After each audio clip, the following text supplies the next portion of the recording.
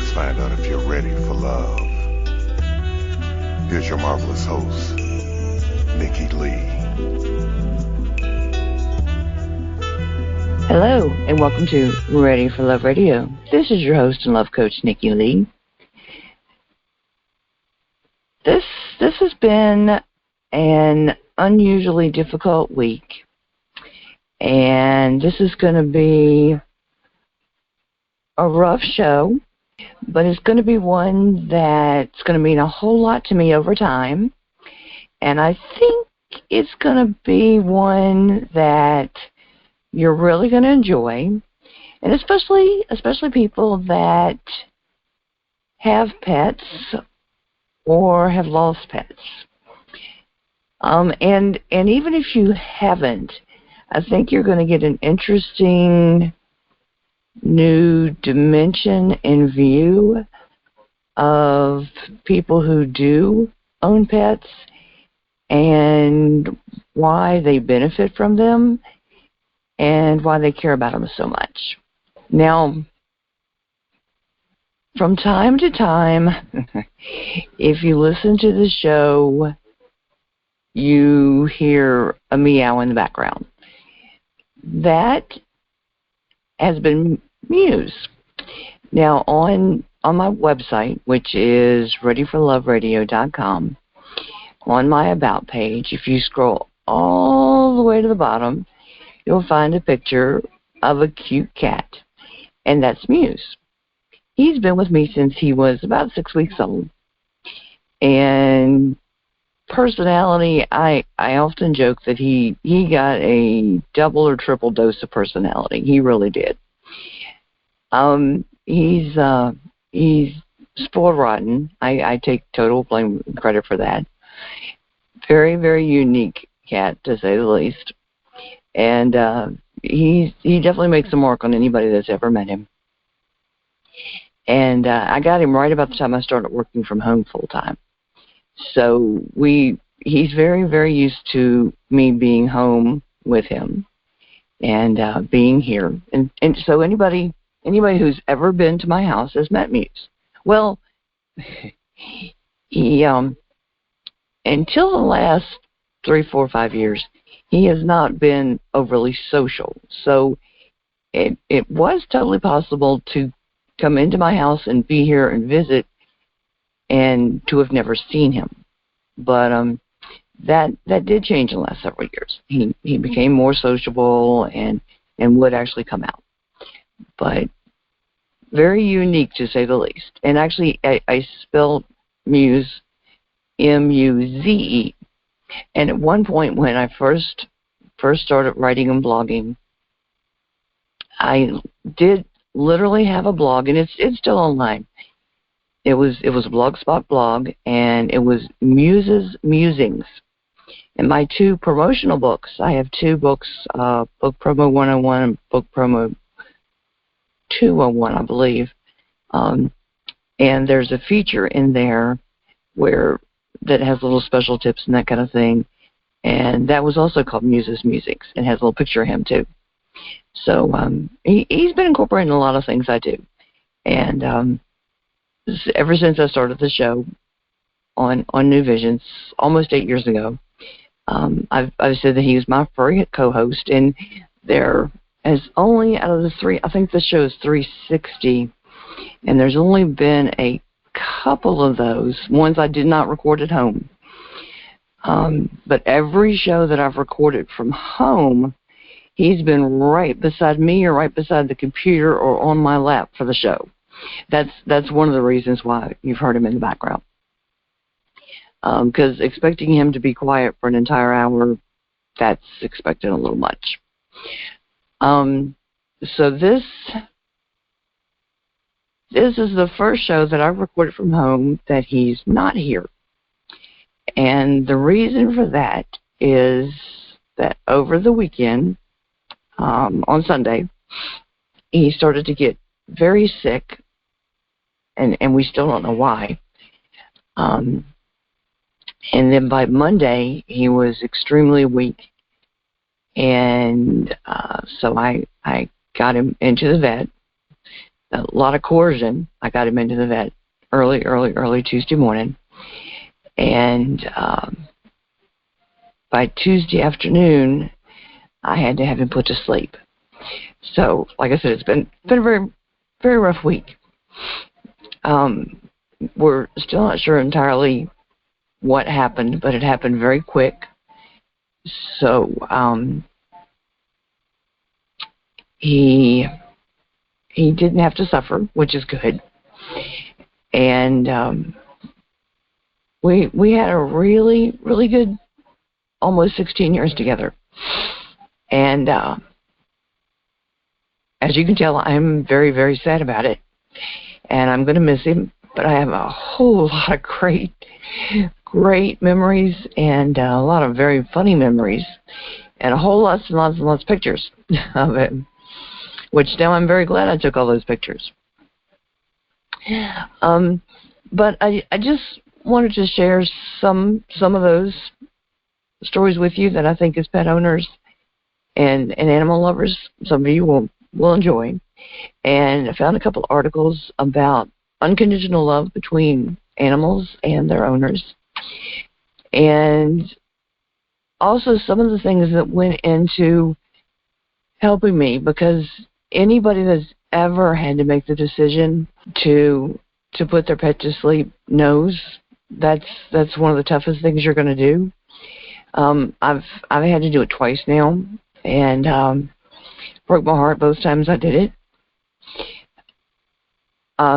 This time it was a little different this time because I've been through so many of my health crises with him, and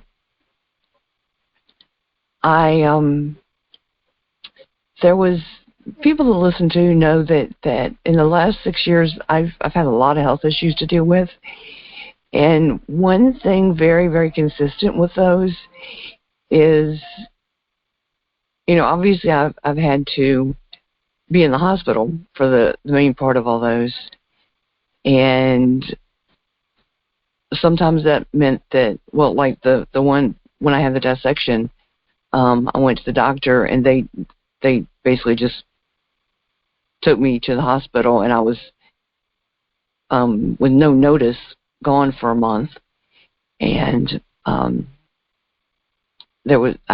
had no notice ahead of time of what was going to happen. And then when I came home, by the time I got home, nobody had seen Muze. He had been hidden the whole time I was gone. And when I got home, there was a hospital bed in my living room. They had moved the couch out, moved a hospital bed in. And when I got home, nobody had seen him for a month, which had me really worried that he had gotten out and taken off. And I should have known better, because he would have had to go past a person. That's not like him. And as soon as my dad and brother pulled out of the driveway, you could hear the gravel, and the door had been shut and they were gone. And Muze came running through the house and jumped and pounced on me, which was not good on the surgery, scars and all that. But he would not move off of me for anything. And I was way too weak to move him. So he basically just stayed right there on my chest and would not move. And I have several pictures. Actually, that's the one I posted on Facebook early in the week when I posted what had happened. And he the few times I actually did move the next couple weeks after that, I mean, he was right by my ankles, would not leave my side. And he couldn't have been more of a nursemaid if he had tried. But, anybody knocked on the door, he was right there. Just he turned his head and, watched for the door, what, And anybody come in the door, he was right on it, watching them, keeping an eye on everything.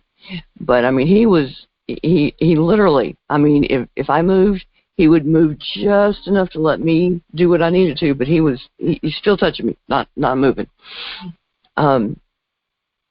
The next time I had to go in the hospital, I lined it up with very good friends of mine, and they set up a room so that when I left the hospital, I could come stay with them for a month while I was recuperating afterwards. And so while I was in the hospital, I knew I'd be in the hospital for about a month. He stayed with them. That way he wouldn't be alone. And so he had his own room, okay, and he got everything he needed, had food and water and a litter box there in the room, and had a whole room to himself. And if he laid in the window or looked at the window, he had ducks and chickens and cats and dogs and all this outside. And so he had all that. And he was really upset with me when I got back. But and I got a picture of this too.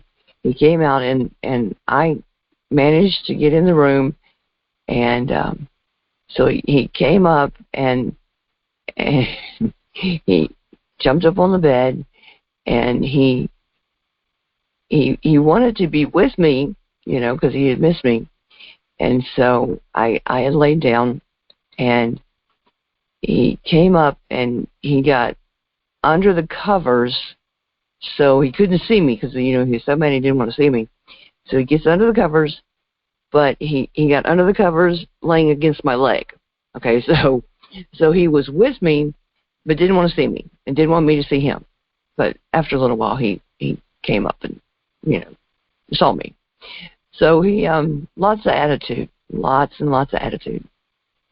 But and then for the next at least 2-3 weeks, he would lay right beside me all night and keep an eye on me, and I'd wake up and he'd be right there in my face, like checking on me, and just so sweet, making sure and keeping an eye on things, and anybody who'd come in to check on me, he'd keep an eye on them too. And it just so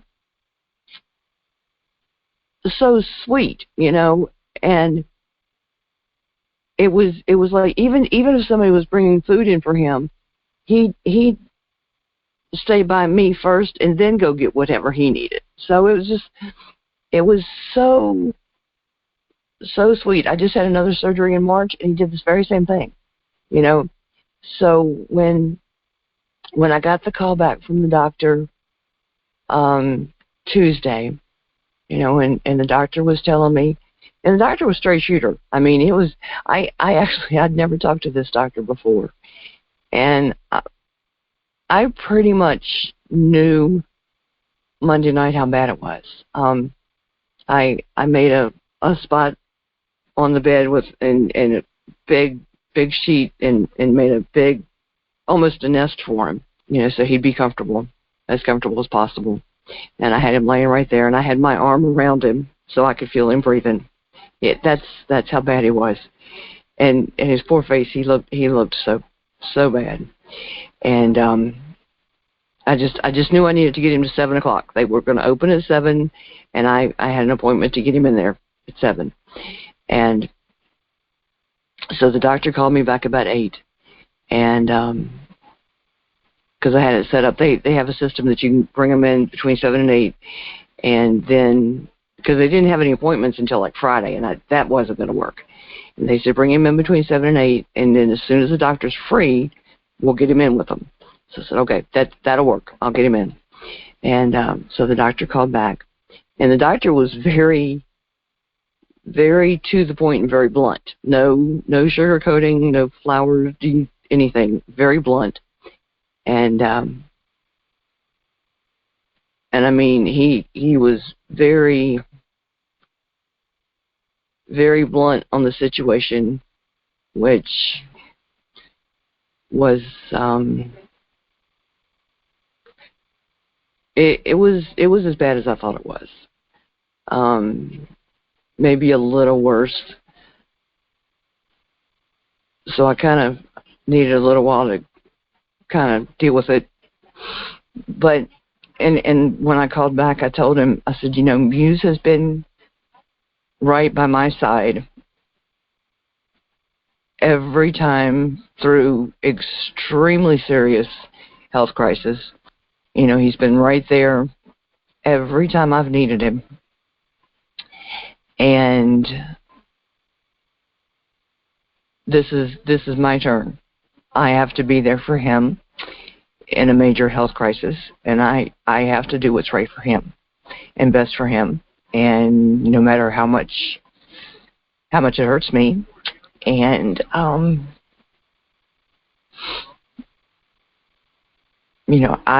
have to put him first. This isn't about me, it's about him. And I took a couple hours just to talk to some of my closest friends and kind of prepare myself, because all of you who have ever had to do that, you all know how hard it is. So I did what I had to do for him, and like I said, I will miss him, but I will continue to enjoy all the times that we had together. And his picture will stay on my page for the show, because, as you know, he was here with me when everything was getting started and getting going and all that. So, but I had to share it all with you guys. I share the good, the bad, and all of it. And like I said, I know so many of you have been through the same thing. I know you understand. Each person that's close to me and important to me has been through the same thing, and we've all dealt with it. We've all had to make the decision and make the call. And I called one of my closest friends, and I said, and I've been through it with them, with very special Siberian Husky that he had. And I asked him, I said, would you mind if Muze is buried next to Spade? And he said no, he'd be fine with that. So, because Spade was very special to me too. So that was good. I like that. I like that they'll be together. So, but something I thought would be nice. I didn't want to just share the sad news with the listeners, and then this will be a shorter show than normal, just because it's just that kind of week, and I hope y'all will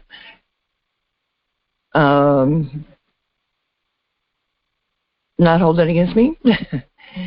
I found a couple of things, a couple of articles I really, really liked, and I thought that would be kind of perfect considering everything. And I actually would love to have somebody on talking just about the whole benefit of pets to our own well-being and even to families and relationships. And so I will work that out. But I was looking at the reasons pets improve our health, which is so interesting. I've been somebody, my earliest memories of having a pet go back to about 3 or 4. And I actually remember one of our cats when she was having kittens, and it was before we moved, which has got to be around 4, I think. She was a beautiful Persian. Oh my goodness, she was gorgeous. Long hair Persian. And considering my allergies now, which bother me all the time, I can't believe we had a long hair Persian. But actually, one of these health benefits that actually will enter into what I'm going to tell you. There's actually 7 benefits in this. And some I knew and some I didn't. It actually says, and a lot of these refer to people that have dogs, because, going for daily walks with their dogs. It says pets can lower your cholesterol, and it says that is because they're going for daily walks, so it helps to keep your cholesterol levels down. And there's a study by the Australian National Heart Foundation that shows that. Okay, it says it helps us get rid of stress. And one of those is walking, but the other is a study shows that when we pet our animals, pet our pets, but pet our animals sounds better. Our bodies release oxytocin, and that's a strong neurochemical that produces happy feelings. And there was also another thing I was looking at. I think it's the other article I was looking at. It says that when you look into your pet's eyes, and especially when you look into your dog's eyes, there's a connection, a bonding connection, which also releases oxytocin. So you might want to try that. And it also causes a marked lessening of the bad stress hormone cortisol when we pet our pets. And it's not included per se, but cortisol is also the thing that, if I remember correctly, women fight cortisol because of gaining weight in their, in our 40s and 50s, isn't it? I'm just putting that out there. I'm thinking that's one of the hormones that we deal with. It also gave the example of a veteran that had PTSD and said he was dealing with PTSD so bad that he couldn't leave the house without his wife coming with him. He needed her to be with him. But then he was given a dog, and after a few days of bonding with him, he was actually able to go out of the house and walk around where he lived without having to take his wife with him. And I know there's a lot of things that people are doing with a companion animal. And I'd love to do a show about companion animals sometime too. And while I'm thinking about that, if any of the listeners come across someone or get an idea of somebody that would be a guest, please feel free to pass that along if you want to, or have them contact me. I have people contact me out of the blue to be guests all the time, and I have no issues with that whatsoever. They can reach me at readyforloveradio@gmail.com or on the contact page on my website, either one. So I'm always open to. I have all kinds of ideas for guests, but I also have no problem with people suggesting guests. I'm very open to that kind of thing. So just in case. Let me see.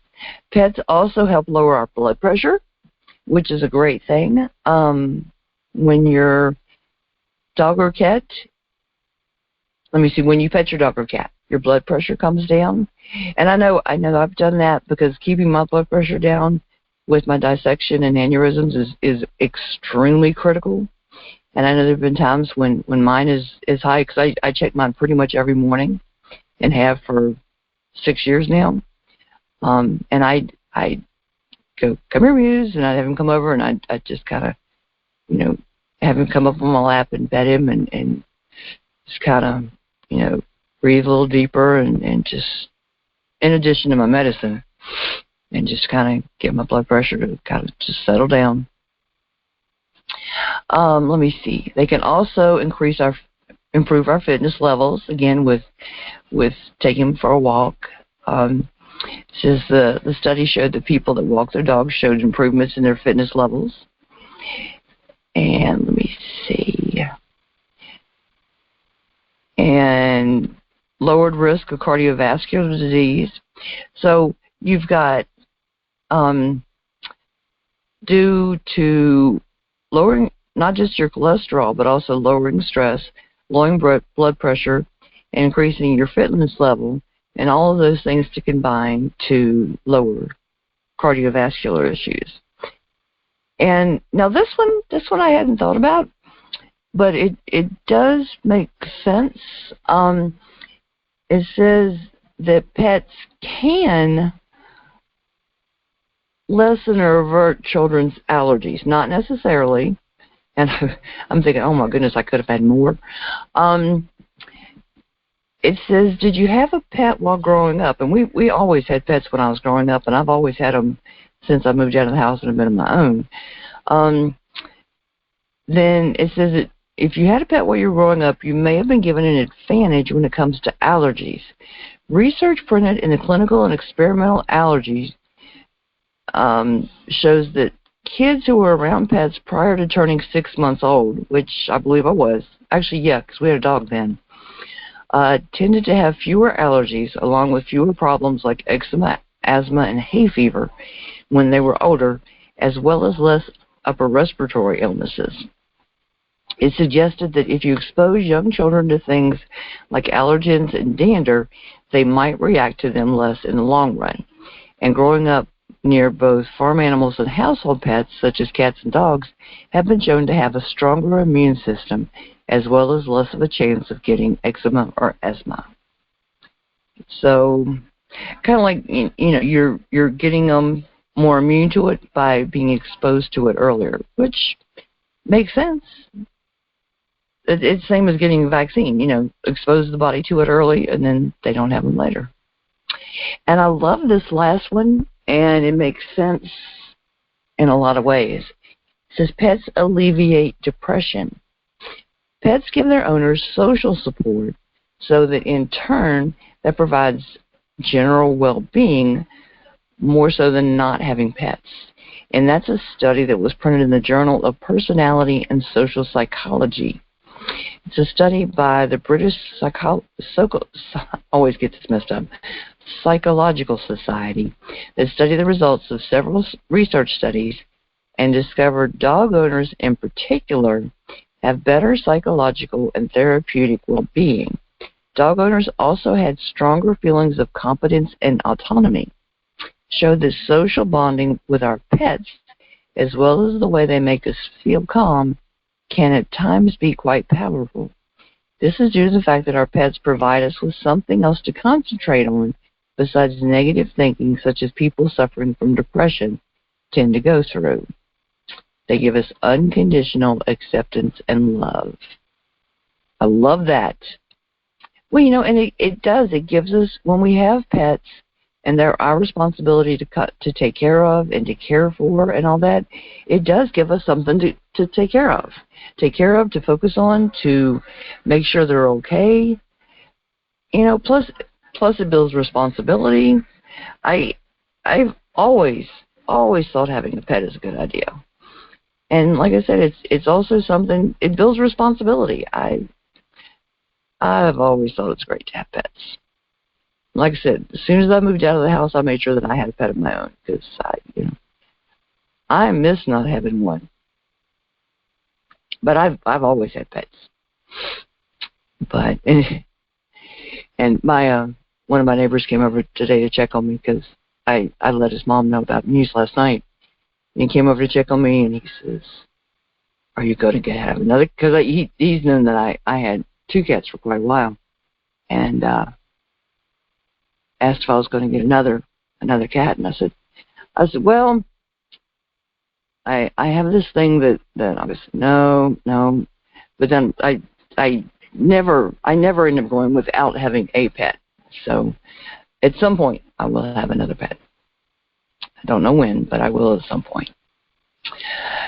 Now, unconditional love is something that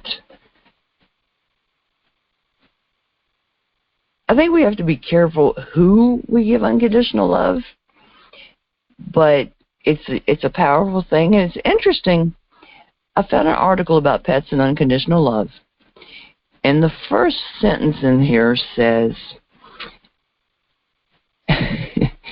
anyone who has ever owned a pet knows they have the capacity for the kind of unconditional love that is seen otherwise only between a human and its offspring. And I'm like, okay, I certainly don't get unconditional love from my family members, but some in particular definitely don't. But I just thought that was an interesting first sentence. But and you could tell that most of what they put in here relates to dogs. And as a long time cat owner, I will agree that dogs show much more unconditional love, or much more demonstrable with their love, you know. But I think depending on the cat, they love their owners just as much. They might just be that they don't show it as much. And I think they're capable of being just as loving. I would put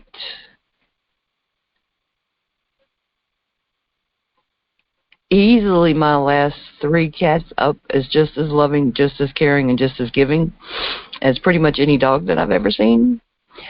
But like I said, I know that most people usually say or usually refer to dogs, but I think it just depends. Because like it says, the gentle nudge of a wet nose, a lick on the hand, that kind of thing.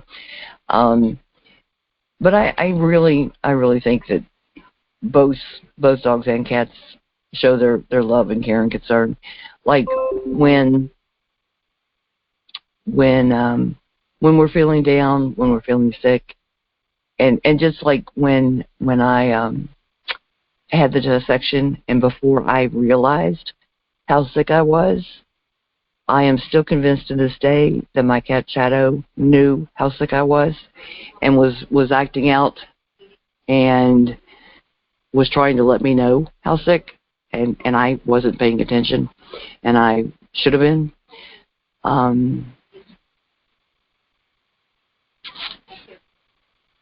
But it's like I said, I wasn't getting the message. He was acting out in ways that he never had before, and like I said, I was incredibly sick, and he was doing everything in his power to get my attention, and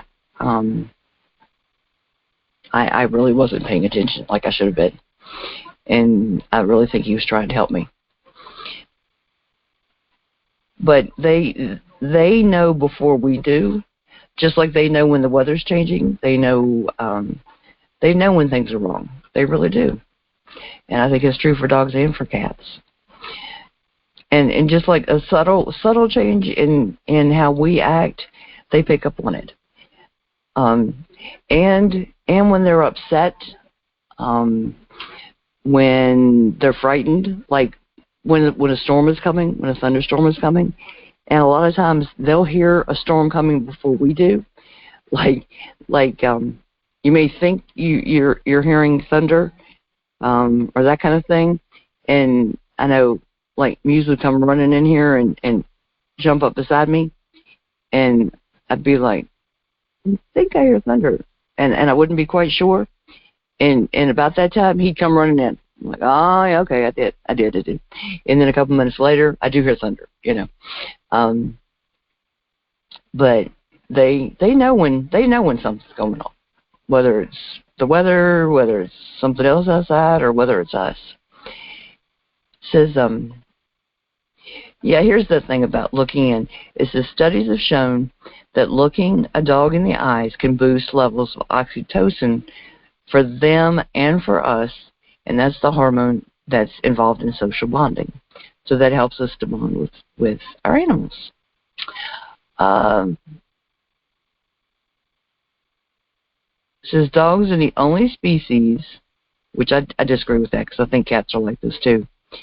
Dogs are the only species that, like the human child, runs to its human when it's frightened, anxious, or displeased to see us. Okay, cats may not run to us when they're pleased to see us, but they do come to us when they're frightened or they're anxious.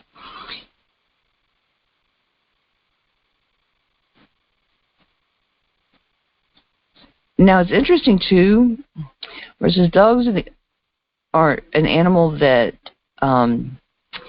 actively seeks eye contact with people when they want to be with us. Okay, and it says the cats will come to us when we're down, and we'll show that they're pleased with us, and they'll lick our hand or they'll purr or something like that, just to let us know that they're content, and they really will, because they just purr, and you know that they're happy. There have been many times when Muze is trying to act irritated with me, and I'm like, no, I hear your purring, you're happy. You're trying to tell me you're not, but you are. And there's so much that our pets give us in terms of love and emotional support. And sometimes just by being with us, just by being with us, by curling up beside us, by laying on our lap, sometimes it's just by being close by, and they don't really need to do anything. It's just being here, we just know and just need somebody to be nearby, and they are. And like I said, most pet lovers know exactly what I'm talking about. Sometimes they'll be nearby, and we'll just pet them, and it helps to lower our blood pressure, and we feel less stress. And it says it includes dogs, cats, rabbits, and horses, and in the list. And I'm sure there's some people that have other animals that they feel the same way about. And it doesn't take long. Sometimes you just need to be with them, It's just that companion animal thing. You need the support and the friendship. And there's an actual classification now of companion animals, okay, that provide the support and the friendship, okay, and they are there and trained for people in society that are lonely, sick, and elderly, okay. They can be the friends that they need, okay, that understand the world around them. And I'm sure people have heard about this, and like I said, I really want to have somebody on that discusses this in detail. And they can be for autistic children to help to guide them through things that are so confusing to them. People with anxiety disorders, people that are depressed, people that have PTSD, that just need that presence, that unconditional love, and to just help them. So I need to find somebody to come on to help me with that. So we need to talk about that. We need to do it. And there's a cool thing that they were saying. It's Emory University in the United States, okay, has trained dogs. I don't know how they did this, but they trained dogs, because I know humans that can't do this.